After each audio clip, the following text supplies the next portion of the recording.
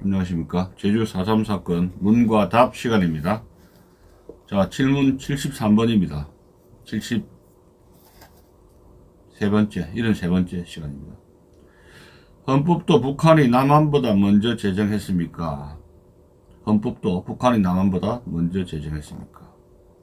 답은 그렇습니다. Yes, 그렇습니다.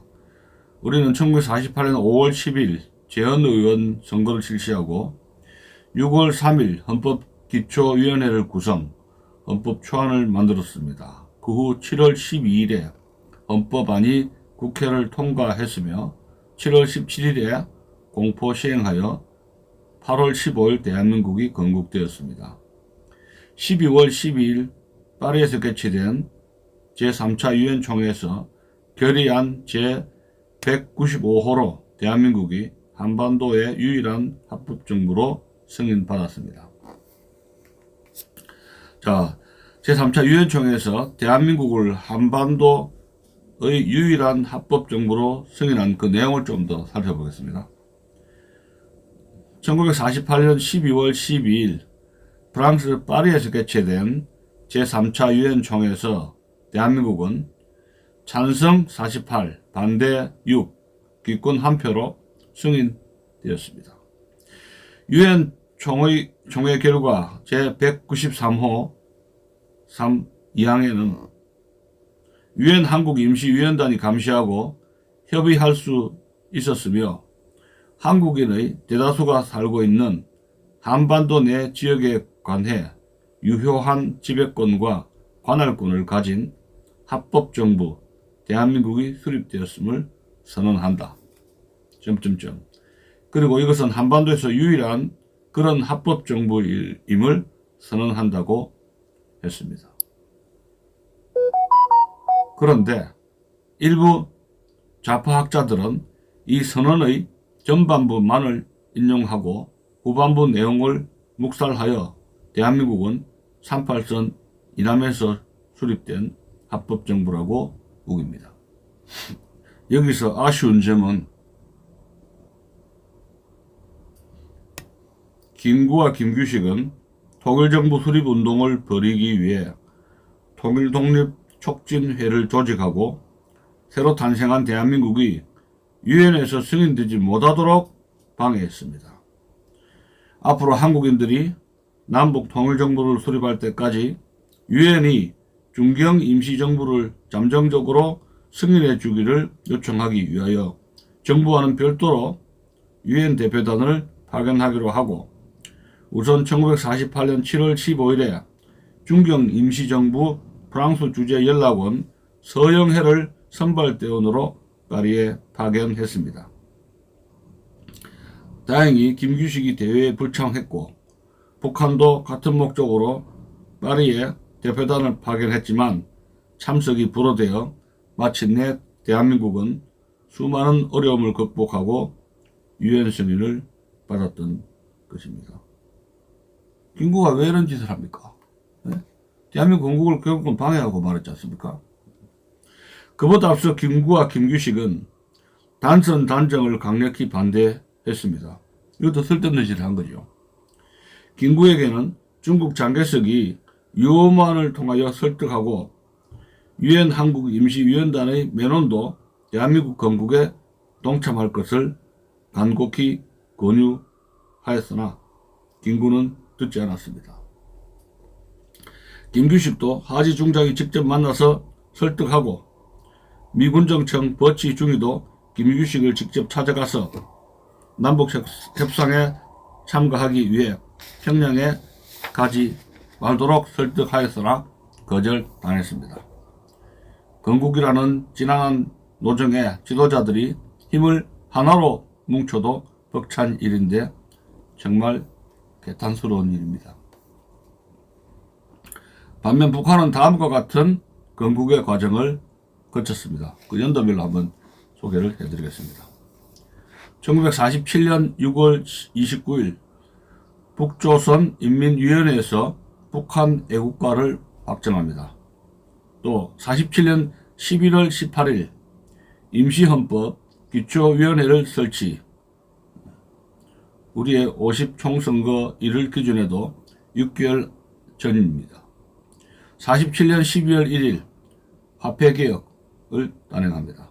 남한은 이때로부터 5개월 후인 48년 4월 25일 구화폐 사용 금지 조치가 내려집니다. 또 47년 12월 20일 북조선인민회의 조선임시헌법 초안이 채택이 됩니다. 48년 1월 14일입니다. 스티코프가 레베데프에게 당분간 북한에서 헌법 시행을 보류한다. 신헌법에 의한 선거는 남한보다 늦은 시기에 실시하라고 지시를 내립니다. 이것은 분단 책임을 남한에 전가하려는 고도의 술취액이었던 것입니다. 또 48년 2월 6일입니다. 북조선인민회의에서 조선임시헌법 초안을 전 인민의 토의에 붙일 것을 결정했습니다. 48년 6월 8일입니다. 북조선인민위원회 조선인민군 창설을 공식화했습니다. 조선인민군이라는 것은 북한 군대입니다. 북한 군대 창설을 공식화한 것이 48년 2월 8일입니다. 또 48년 2월 9일 북조선 노동당은 조선민주주의인민공화국이 수립될 것임을 재확인했습니다. 또 48년 2월 10일자입니다. 북조선인민회의는 조선임시헌법 초안을 발표했습니다. 또 4월 24일은 스탈린이 조선임시헌법을 최종적으로 승인합니다. 우리 건국되기 전이죠. 4월 24일 스탈린이 조선임시헌법을 최종 승인했다는 겁니다. 48년 4월 29일입니다. 북조선인민회의 특별회의 비밀회의에서 조선민주주의인민공화국 헌법안이 통과가 되었습니다. 대한민국은 7월 17일 날 공포 시행했고 헌법초안 대한민국 헌법은 6월 3일 헌법기초위원회고 7월 12일에 헌법안이 국회를 통과를 했는데 여기에서는 어떻게 해요? 4월 29일 날 북조선인민회의 특별회의 비밀회의에서 비밀회의입니다. 조선민주주의인민공화국 헌법안이 통과되었으니까 우리보다 벌써 2달 이상 앞섰습니다. 이때는 김구와 김규식이 남북회담차 평양에 체류 중이었으나 이런 사실을 전혀 눈치채지 못했습니다. 속한 거죠.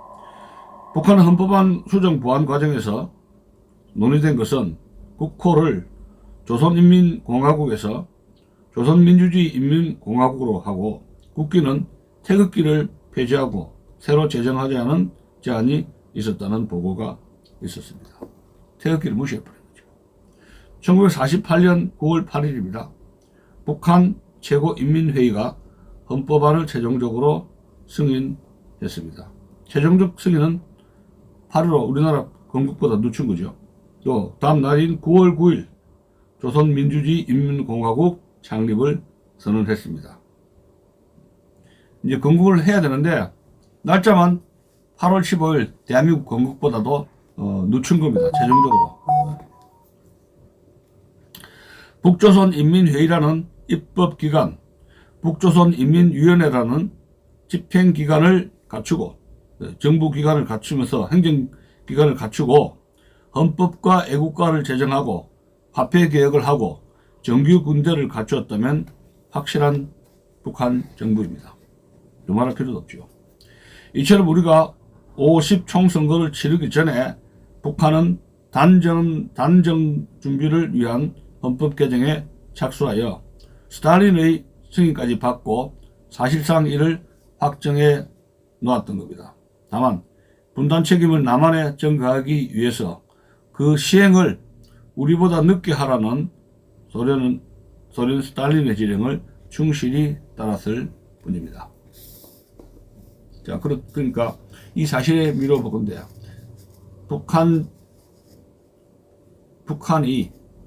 북한의 건국이 대한민국보다 훨씬 빨랐다 하는 점을 여러분들은 잘 알 수 있을 것입니다. 자, 질문 74번입니다. 74번째입니다. 질문 74번. 스탈린이 북한 헌법을 수정 승인했다는 말은 무슨 말인가요? 스탈린이 북한 헌법을 수정 승인했다는 말은 무슨 말인가? 자, 답입니다. 김학준 박사, 김학준 교수에 의하면 1946년 11월에 북조선인민위원회 선거와 그것에 따른 1947년 2월에 북조선 인민회의 구성도, 1948년의 남북회담 개최도, 조선민주주의 인민공화국의 수립을 향한 정치적 일정과 행사도, 심지어 조선민주주의 인민공화국 초대 내각의 인선도 소련공산당 중앙위원회 정치국이 마련했거나 최소한 북조선 주둔군 사령부를 직접 관할한 소련 국동군 연해주 군광부가 마련한 큰 그림에 따라 진행이 되었다. 북한의 헌법 역시 소련이 마련해 줬다 라고 언급했습니다. 김학준 북한의 역사 2권 1132쪽에 나와 있는 기록입니다. 그럼 또 김학준 교수는 또 조선민주주의 인민공화국의 건국 과정에 소련 공산당과 스탈린이 직접 개입한 폭은 참으로 넓으면서도 컸다. 갖가지 발표문과 법안들에도, 김일성의 연설문에도, 북조선 노동당의 창당에도, 헌법의 제정에도, 그리고 정부 구성원의 인선에도 사실상 소련 공산당과 스탈린이 깊이 개입했다. 김일성은 스탈린의 선택이었던 것이다 라고 했습니다. 이처럼 북한이 자율성이나 자주성이라는 게 전혀 없었습니다. 반면 대한민국은 헌법안이나 내각은 물론 입법부, 사법부 인선에서 미국의 승인을 받은 일은 없었습니다. 누가 사대주의고 누가 해방시켜야 할 대상이며 누가 자주적인가는 여기서도 극명하게 구분이 됩니다. 남로당이 즐겨 사용하는 용어를 빌린다면 북한이야말로 소련으로부터 해방시켜야 할 대상이었던 겁니다. 그러함에도 불구하고 남로당은 북한을 자주독립이요 완전해방이라 외치고 남한은 미제의 식민지요 해방시켜야 할 대상으로 선전선동하였던 것입니다.